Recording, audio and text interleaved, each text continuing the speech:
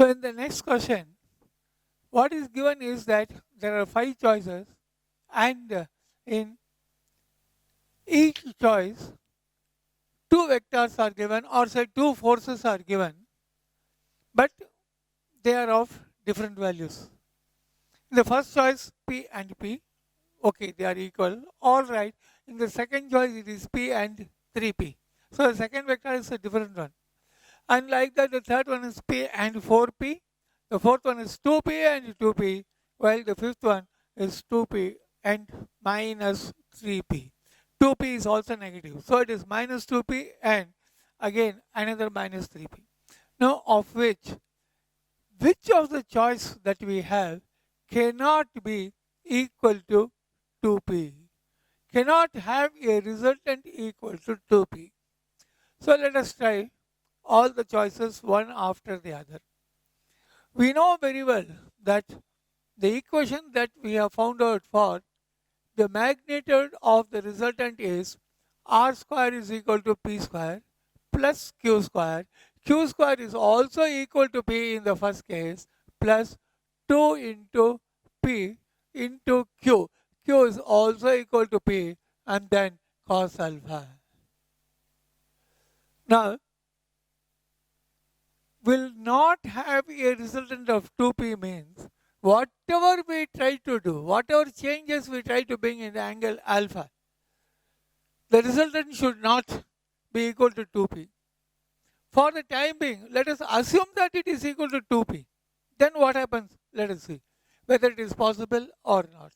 So, if the resultant is 2p, then the resultant square will be equal to 4p square.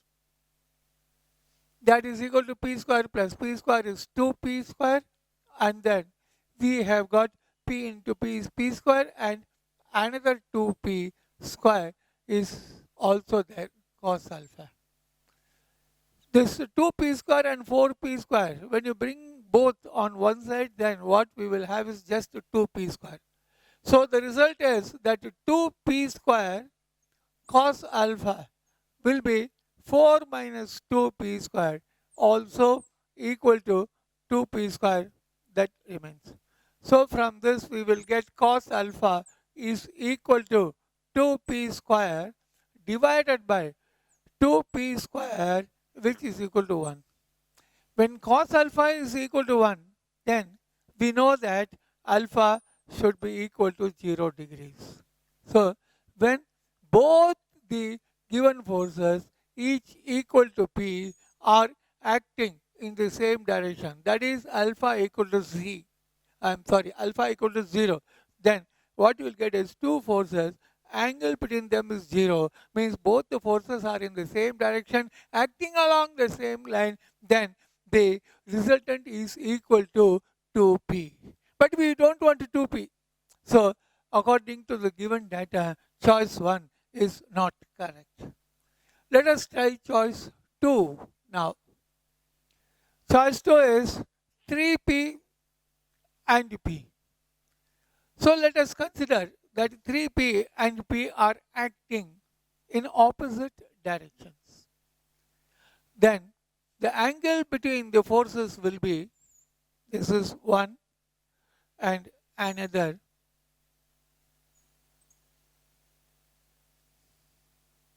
Well, this is p and another is 3p.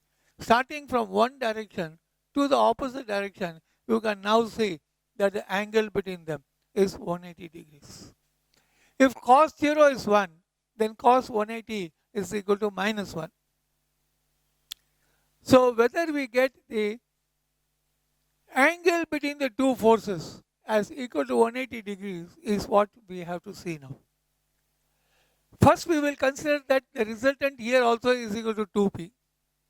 By taking 2p, if the angle is within the possible limits, if the angle be such that its value for any data, any choice can never be possible, then for that choice, the given pair of vectors cannot give us a resultant equal to 2p. So I repeat it again, that if we find out the angle from this equation for all the choices, and if the angle is such that it is possible within the given limits, then resultant can be 2p. We don't want that. It means that whichever choice can give us a resultant equal to 2p, which we don't want, means that choice is therefore wrong. So let us try to find out the same for the second choice. We have got the result that when the angle between the two vectors is 180, it means that both are acting in opposite directions, and well, in the same line they are opposite, means directly you can say that 3p minus p will be equal to 2p, and we don't want the resultant 2p, so this choice is also wrong. Let us also try to prove it mathematically. For that, the resultant square, let us assume for the time being that the resultant is 2p. So resultant square will be equal to 4p square, and then check up. 4p square, one of the forces is 3p, 3p square. 3p square of that will be 9p square. P is in the opposite direction. So we will have the second force to be minus p the whole square plus 2 into one force is 3p, and the second force is minus p, and then cos alpha is also there. Proceeding on the same lines like the previous choice, what we will now get is 9p square comes the other side, becomes 5p square, minus 5p square it is, p square minus p square coming on the other side becomes plus p square. So it is minus 5p square plus p square, and the two of the quantities I have gone to the other side, then what remains is 2 into 3p is 6p into minus p. So it is equal to minus 6p into cos alpha. So what we will now get is minus p square plus p square is minus 4p square. Then is equal to 6p. Right. So when you see the next choice, one of the vector is equal to p and the other vector is 3p. Now, we know that when p and 3p are in opposite direction, then starting from one direction to the other direction, the angle is 180 degrees. So we should get the angle to be 180 degrees, where cos 180 degrees is minus 1, or 180 degrees can be also taken as minus 0. So either way you see that the resultant should be minus 1 when the angle is 180 degrees. Let us check it up. So we know that from the equation r square is equal to p square plus 2pq cos alpha. Here one is 3p and square of that will be 9p square. We will assume for the time being that the resultant is 2p, so resultant square will be 4p square. And note that the next force, which is in the opposite direction, so will be equal to minus p, square of that will be minus p whole square. Already we have taken the third force, the second force to be negative, note that point. Plus 2 into the first force is 3p, the second force is minus p into cos alpha. Now, minus p, square of that will be plus p square. 9 plus, this is just 1p square, so it becomes 10p square. Coming to the other side, it will be minus 10p square. And on the other side, we will now have minus 6p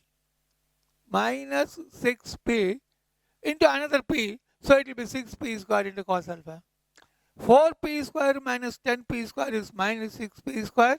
This side also we have got minus 6p square cos alpha, and from that we will find that minus 6p square when they get cancelled, so cos alpha is equal to 1.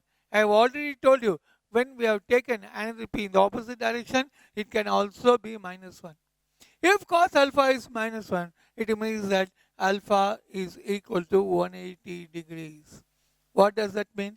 That the resultant can be equal to 2p when the angle between the two forces is 180 degrees, meaning that the two forces are in opposite directions. So when you take the two forces in opposite direction, it is possible that the resultant is 2p, but we don't want 2p. Therefore, the second choice is also not correct. Let us go for the third choice. And for the third choice, it is given that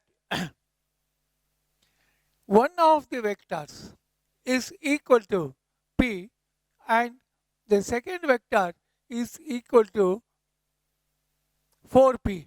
By substituting both these values in the equation, let us see what is the result. What I mean to say is, what is the value of alpha? So finding out that, you will find that here the resultant can never be equal to 2p. Let us see that how. For the time being, we'll assume that the resultant is equal to 2p, so resultant square will be 2p whole square, and that will be equal to 4p square is equal to, and one of the forces is p square, of that will be p square, the second force will be equal to 4p, so it will be equal to 16p square. Okay. And plus 2 into the first force into the second force. And then of course cosine, cos alpha. So from that what we will get now is 4p square. Bring the two vectors on the other side, which will be equal to p square plus 16p square is 17p square. Coming to the other side, it will become minus 17p square. And that will be equal to 4 into 2 is 8p into p is p square, so that will be equal to 8p square cos alpha. 4 minus 17, that will be equal to minus 13. P square of course will get cancelled, this 8 going over there, it is minus 13 by 8, which will be equal to cos alpha. So from this what we get is positive or negative, whatever it is. Cos alpha is greater than 1 from this figure, that is 13 by 8.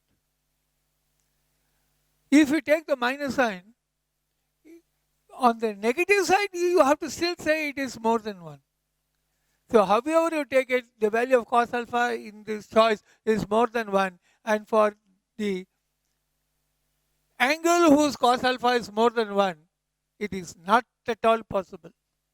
The angle should be between 0 and 90. Or else if the angle is more than 90 degrees, then it should be equal to 180. So that is why then the cos alpha will vary from plus 1 to minus 1. Whereas positive or negative, whatever it is, it happens to be greater than minus 1, which is impossible for the cosine of any angle. So here come what may. Because this angle is not possible for this value of the cos, therefore resultant equal to 2p is not possible in this case. So for the given data, it is clear that the choice 3 is correct. Not possible, and this is correct. But we should not stop with this. We should also try with the other given data. So now you can see that in the fourth choice, it is given that one vector is 2p and the other vector is also equal to 2p. So putting these two vectors in the original equation, which is r square is equal to p square plus q square plus 2pq cos alpha, then let us see what happens. And what you can also notice is that both the vectors are 2p. Substitute and then see. Okay. From the above equation, r square is equal to p square plus q square plus 2pq cos alpha.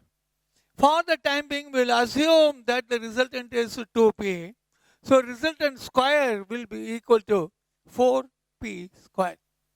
So this will be 4p square. So is equal to p square. Q is, it is 2p whole square and then plus the other force is also equal to 2p. So it will be another 2p whole square plus 2 into p. But it is now 2p, which is the value, and then q. Q is also equal to 2p. Thereafter, we have got cos alpha also. So this will be equal to 4p square given by the 2p whole square is 4p square plus 2p whole square is again 4p square plus 2 into 2 is 4, and then we have got another 2 over there. So 4 into 2 is 8, and then p into p is p square. So this is equal to 8p square, and then besides that we have got cos alpha also. Now what we have is 4p square, bringing the other vectors to the same side of the resultant square. What we will get is minus 4p square minus another 4p square. These two have gone to the other side. And then we have got here plus 8p square cos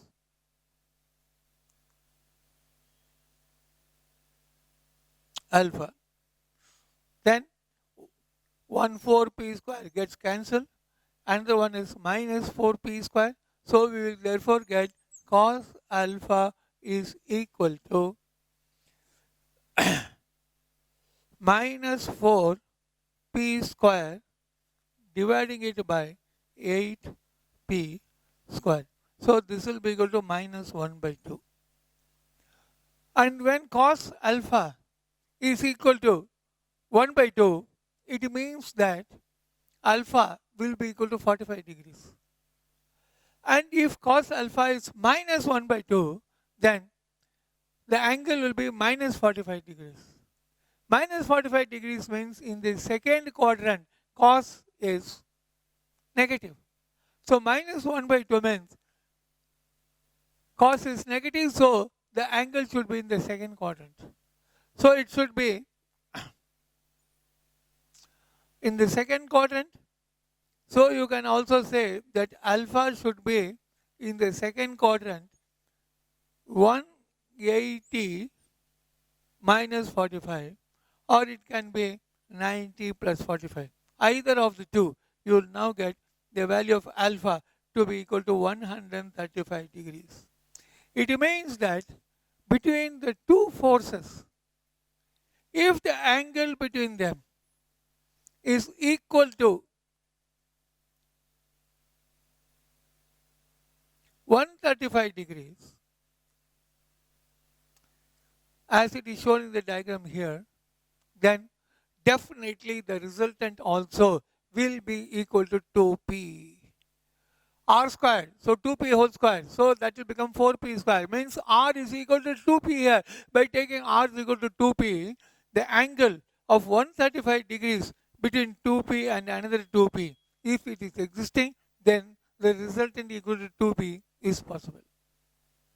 You can see now that the value of cosine of the angle is still less than 1. Positive or negative, less than 1 is possible. Any value between 0 and 1 is possible for the cosine of the angle. But positive or negative, whatever it is, more than 1 for the cosine of any angle, it is never possible. So that is why when the angle of 135 degrees is there for the given data, then we get the value of the cosine of the angle, cos alpha, that is equal to 1 by 2, which is less than 1. So there is a possibility that the resultant can be equal to 2p in this case. But we don't want 2p. So that is why this choice is also wrong.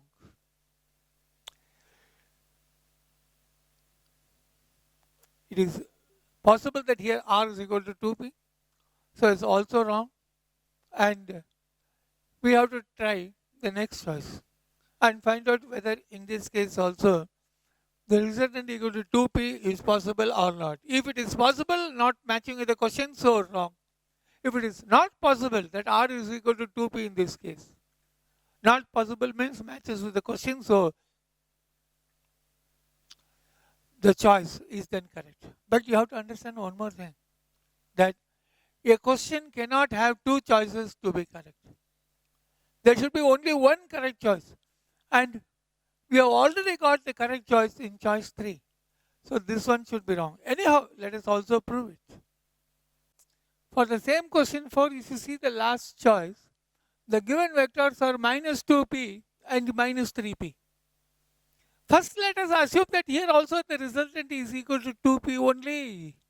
Then by considering the equation that we have derived earlier, which is r square is equal to p square plus q square plus 2p q into the angle between the two force p and q. If it is alpha, then it will be cos alpha that we will have finally. We are now assuming that the resultant is 2p, so r square will become 4p square. And then is equal to, you can see one of the forces, minus 2p. Square of that will be simply 4p square. So 4p square plus q square. Q is minus 3p, so q square will be minus 3p whole square, which is equal to simply 9p square plus 2 into p, and p is equal to minus 2p, and another one, that is q, is equal to minus 3p. And then after that we have got cos alpha as well. So we now have 4p square, bringing all the terms containing p square to one side. We'll have 4p square minus another 4p square minus 9p square equal to 2 into 2p will be 4p, and then 4p into 3p will be 12p square, and we have got minus and minus, there is a multiplication in between, minus into minus becomes plus, so ignore that negative value over there. So on the other side, what we will therefore have is 2 into 2 into 2, which is 12, and then p square is also there. Besides that, of course, it goes without saying that cos alpha also to be taken into account over there. Now 4p square and minus 4p square will get cancelled out. Then what is now left out is 9p square is equal to 12p square into cos alpha. So from where what we get is cos alpha is equal to negative, of course, take it, and then 9p square dividing it by 12p square, and so here p square and p square will get cancelled, so we are now left with minus 9 by 12, which is equal to minus 3 by 4, and 3 by 4 is 0.75, which is less than 1. Doesn't matter, it is negative. On the negative side, the value of cos is less than 1. If cos is less than 1, it is possible. Only thing is that because of the negative sign, the angle is more than 90 degrees. In that direction, why can't we have the resultant? Definitely yes. And what you have to understand is that if these directions we consider it as positive, then resultant also will be in between the two forces, so that also will be positive.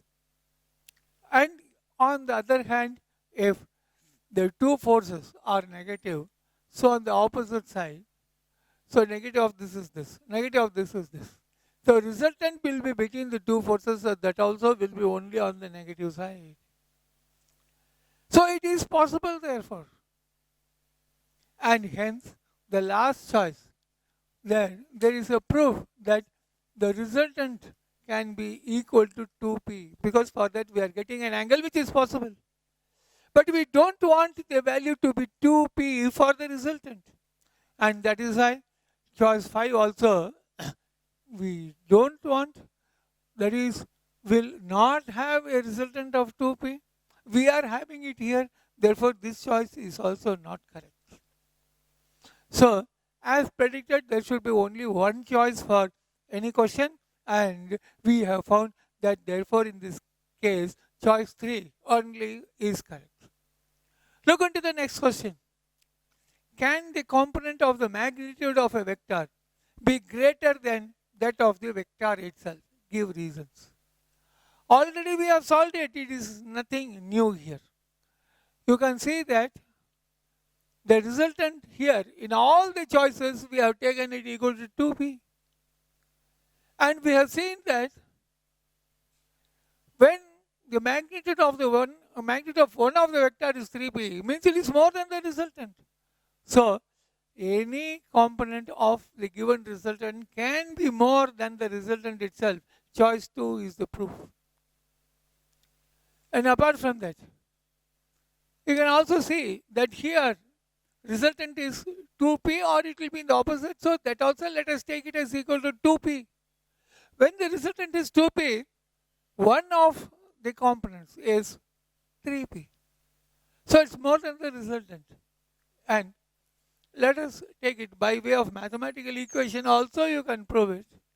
And also by taking a graph also you can prove it. Let us consider that one of the given vector, or say the force, is making an angle as it is shown here.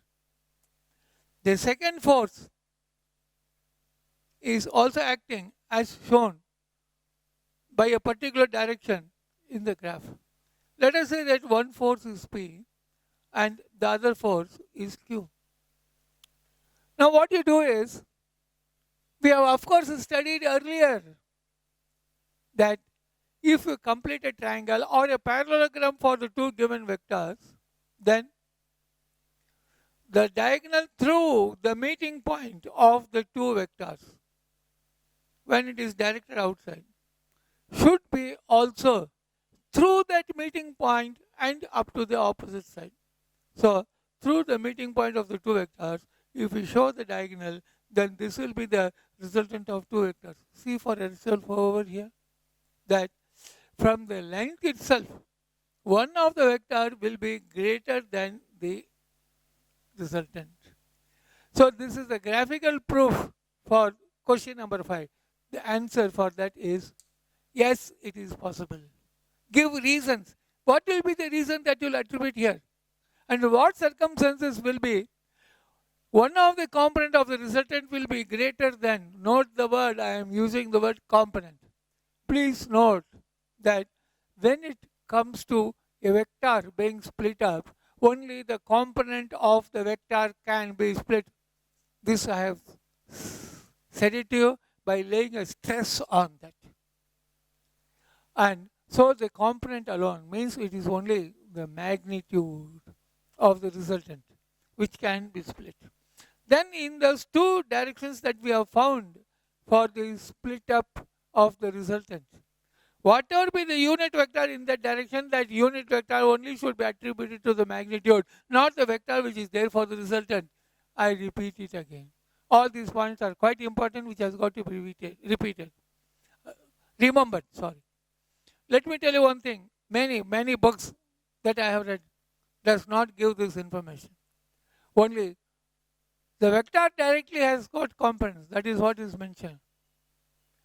I have read of so many books. I have read it in only one book where it has been given correctly.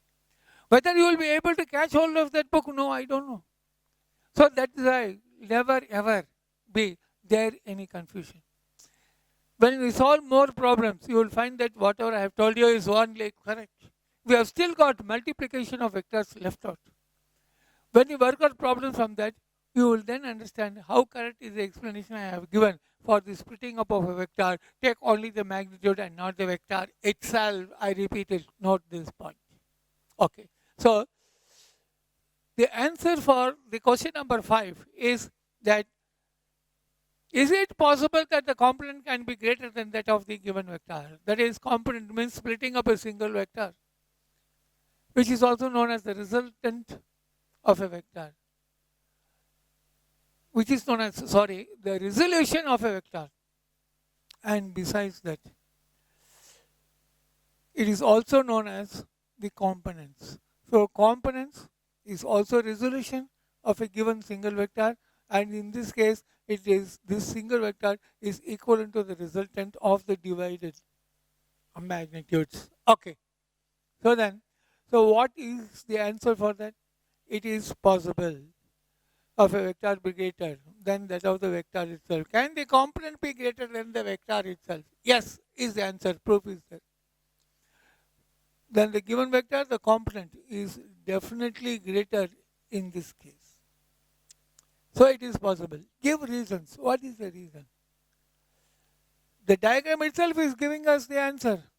The reason is that when the two vectors are making an angle which is greater than 90 degrees, greater than 90 degrees, then there is every possibility that one of the components of the given resultant will be greater than that of the resultant itself, the proof. Right. We will see more number of questions now. Right. So in the next question, which is question number 6, you all can see that it is given in the problem that two vectors A and B, and it is only the magnitude that is given over there in the question, and for the magnitude of the two vectors the angle between them is theta. He is asking us to find the value of theta when you can see the two lines over there which I have already mentioned. It represents modulus. So modulus of A bar plus B bar is the meaning of what is given over there, and modulus means just the magnitude of that vector, and that's all. So when the modulus of A bar plus B bar means when the magnitude of A bar plus B bar and A bar minus B bar are the same. So then we will have to find out what will be.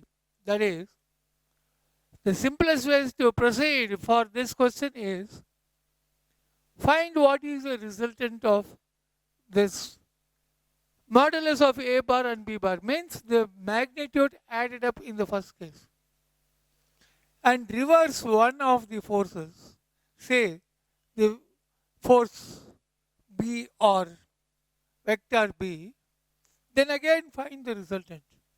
It is given the question that both the resultants are the same. Then what should be the angle theta for this question? Now, this also can be easily found out graphically. Let us also look into the mathematical part of it later on. Okay. So then, we know that graphically we can show two vectors by the adjacent sides of a parallelogram, for which one vector is shown by a particular direction and the other vector is shown by another direction. So one vector is P and the other vector is Q. Now complete the parallelogram, which is quite easy as we have seen it a number of times, that for completing the parallelogram, the thing that we need to know is the opposite sides are equal and parallel. So that is what is shown here. You can see it, opposite sides are equal and parallel. So is the case for the other force even. Now, because opposite sides are equal and parallel, therefore for the vector Q, it can also be shown by the opposite line. Now, it is given that P is equal to A and Q is equal to B. To find out what is the resultant of these two vectors, you have to show them continuously, that is taken in order. Then in that case, already we know that these two, when you join it, how? By taking the tail of the first vector and then joining it with the head of the second vector. Then it will be the resultant of the two vectors. So the resultant only by taking the magnitude, it is equal to mod of A bar plus B bar. Now, what is the other thing that we have studied already? We also have to find out what is the value of A minus B. For that, what we need to do is reverse Q. Please note A minus B, in that only the direction is reversed. Nothing happens to the magnitude, note that point. And when you happen to reverse the direction of Q, or Q equal to B means say B, then the important thing is you will have to take the same length in the reverse direction. Yes. So that is it.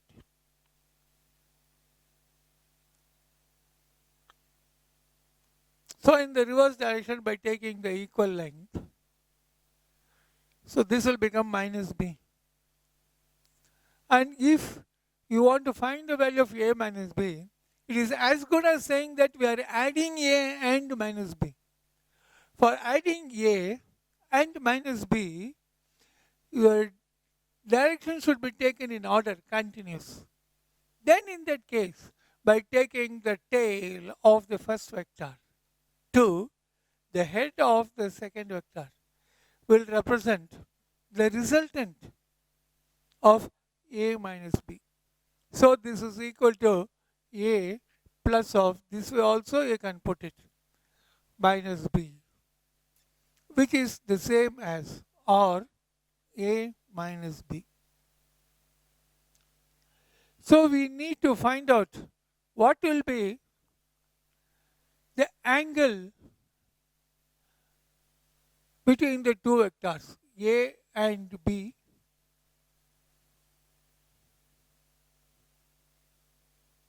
when these two are the same, the two resultants are the same. So, if the two resultants are equal, it means that resultant square, so it means that A plus B, the whole square, will be equal to, take only the magnitude, so the other one, resultant square of the first combination equal to resultant square of the second combination, A minus B, the whole square. And A plus B the whole square is equal to A square plus the B square and then plus 2 into A into B into angle between the two vectors is theta. So we will now get 2AB cos theta and equal to, on the other side, the A minus B whole square will now be A square plus B square minus 2AB cos theta, quite easy to understand. Both sides, that A square and B square which we have, will get cancelled out. And minus 2AB cos theta which we have on one side, bring it to the other side. This minus going the other side will become positive, so we will get 2AB cos theta, another 2AB cos theta, because that also becomes plus when you bring it to the other side. So we will now get 4AB cos theta. Here everything gets cancelled, another one gets transferred to the other side. Therefore, on this side we have only 0 left out. So we have 4AB cos theta is equal to 0, and therefore cos theta will be equal to 0 by 4AB. Anything divided by 0 is equal to 0 itself. Or what you can say is that 0 by 4AB is equal to 0 multiplied by 1 by 4AB. Still, that's just a number, so will be equal to 0. So, when cos theta is 0, we know very well that we had studied it even a little time before, that if theta is 0, then cos theta is 1, and if theta is 90 degrees, then cos theta will be 0. So cos 0 is 1, cos 90 is 0. We are getting the result cos theta equal to 0, it means that theta will be equal to 90 degrees. What is the meaning of that? If theta is equal to 90 degrees, between A and B, then between A and minus B, that also will be having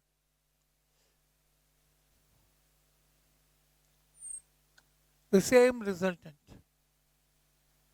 That is possible, resultant of A plus B and resultant of A minus B. It is possible only if in both the cases the angle is equal to 90 degrees. The proof is there.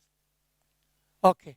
So we will look into more number of questions that is already shown there in a short while from now.